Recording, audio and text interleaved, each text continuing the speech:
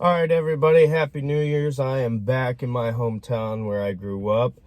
So hope everybody had a great New Year's, Merry Christmas. I'm finally feeling better. I've been feeling better for a little bit, but I want to talk about the Ohio State Buckeyes stomping mud holes and walking them dry, and the Clemson Tigers and Dabo Swinney. This was the happiest I think I've ever been for a game in my life.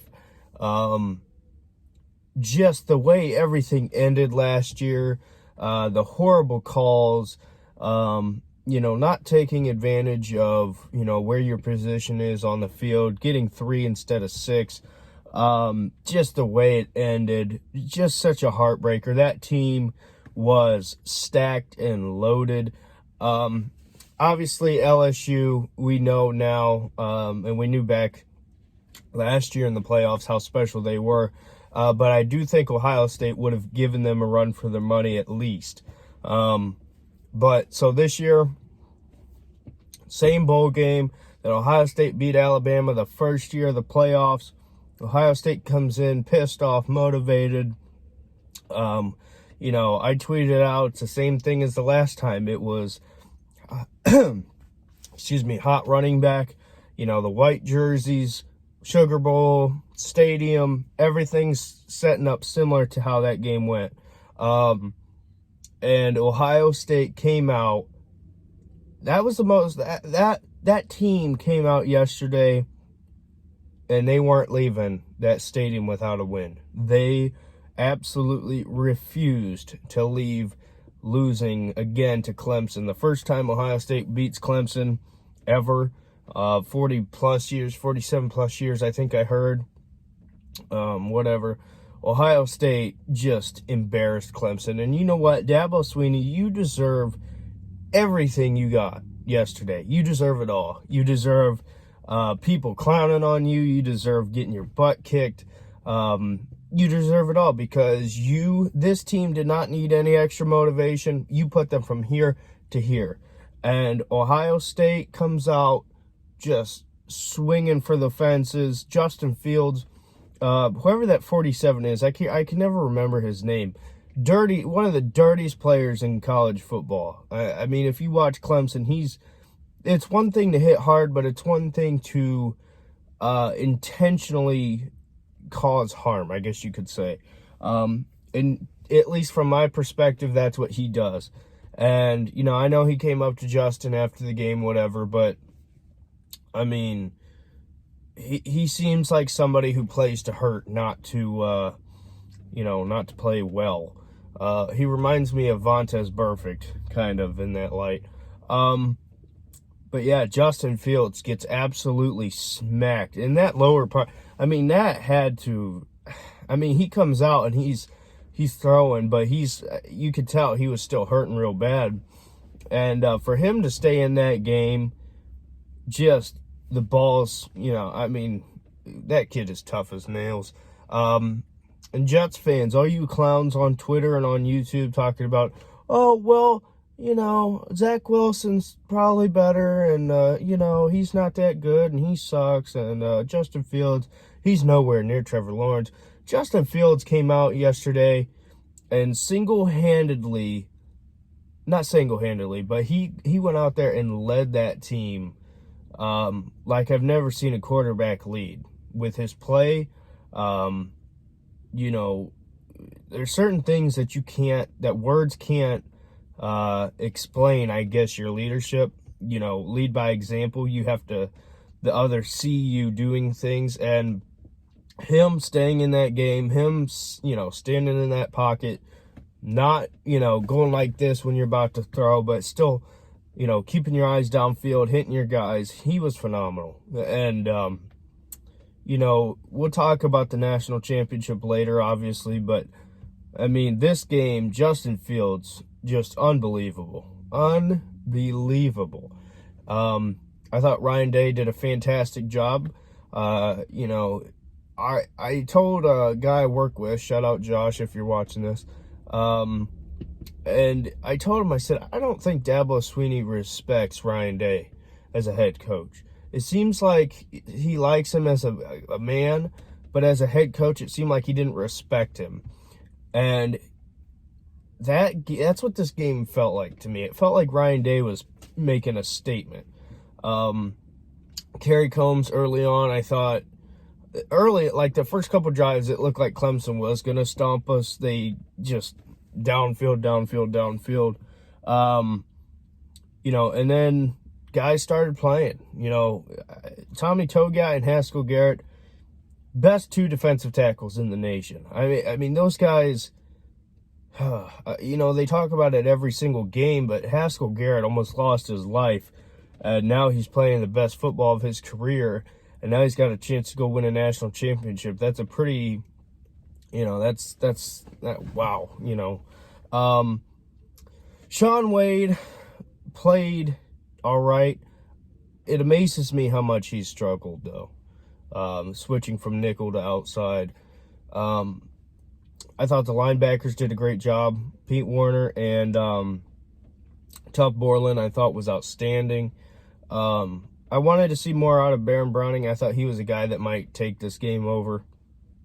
Josh Proctor, I don't think he knows how to play football. I'm going to be honest with you. There was a couple of times where he was right there to fill holes and make tackles, and he just, I don't know. He's great for what he's good at, big hits, knocking balls away, but as far as wrapping up and filling holes, he's not. So, I'm trying to think what else. Trey Sermon, I mean, you go back and look at my videos when he first came to Ohio State. I was thrilled because this is the guy I thought we were getting. He's a beast. I love Trey Sermon. This is the guy I seen in Oklahoma, and this is the guy who I thought we were getting. And now he's got a chance. His last 3 games, Big Ten Championship, the Sugar Bowl, and now the National Championship. If he comes out and plays the way he does, Zeke, I said it, it's similar to how Zeke was getting hot, going, but, Trey Sermon has a chance to do something really special. So, man, credit to him for everything he's been through. Chris Olave, you could tell he was very motivated. So, yeah, overall, that was just pure determination. That is hate and anger and frustration of a whole year that was put together, just harnessed, I guess you could say. What a performance. Ohio State slays the giant that was the Clemson Tigers. And I know I didn't do a video me and Cam did the OBC, Orange and Brown chat, and we talked about the game and previewed it. But one thing I didn't say that I wanted to say was Ohio State has got to end this. They can't keep losing to Clemson. You're going to see Clemson. The past 3 out of 5 years they've seen Clemson in the playoffs. Look at the recruiting. It's consistently Ohio State, Bama, Clemson, in no particular order. Those are the teams you're going to see. You have to beat them. Ohio State already beat Bama. So that psychological of, hey, I don't know if we can beat them, the brand, Ohio State's done it. Clemson, they have it. That was the giant that stood in their way. Going back to Woody Hayes, Urban getting shut out with Deshaun Watson last year. They finally slayed the beast, and that's huge. That is, I don't think you can state how big that is. And the way that they did it. It wasn't, hey, we're going to beat you. It's, hey, we're going to embarrass you, and let you know this is how it's going to be. So, overall, I woke up thinking that was a dream. That was just fantastic. So, playing for a national championship. I won't talk about that game till later, just to let things settle. Obviously, Bama manhandled Notre Dame like everybody thought they would. Let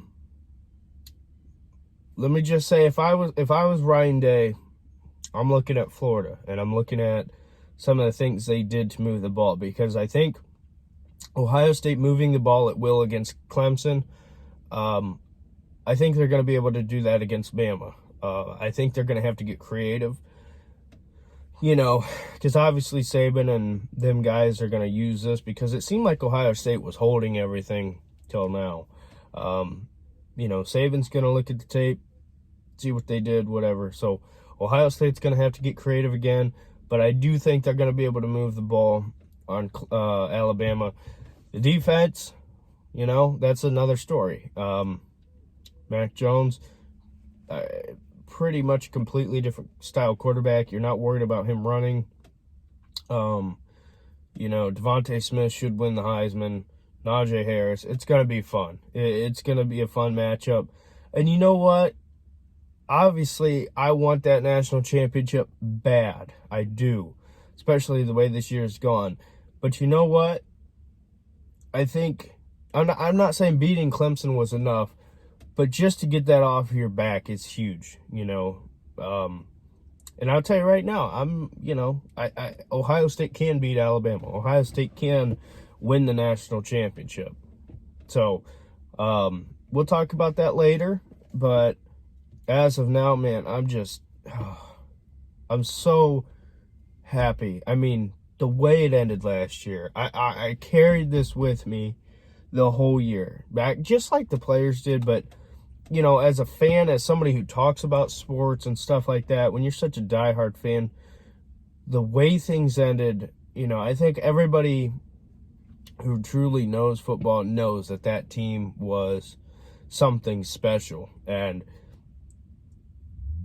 I'm not saying that team didn't have heart, but this team, even though they might not be on the same skill level, this team has the heart to go fight with anybody.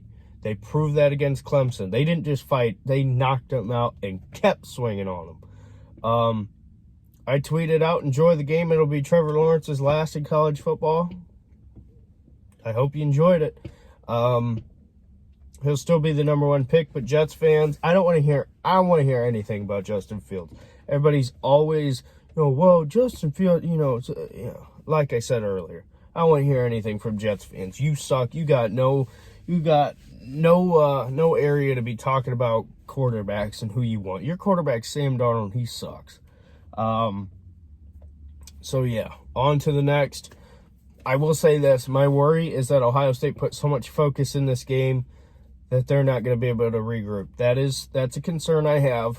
But that's all on coaching. Kerry Combs, Ryan Day, that's your job, and gotta go get the job done in Miami. So it felt so good. It felt so good. And it felt so good to clown all these Clemson fans and Dabo. So make sure you keep that up. So that's it for me. This video is going to take forever to upload, but it's worth it. So see you in the next video. Bye.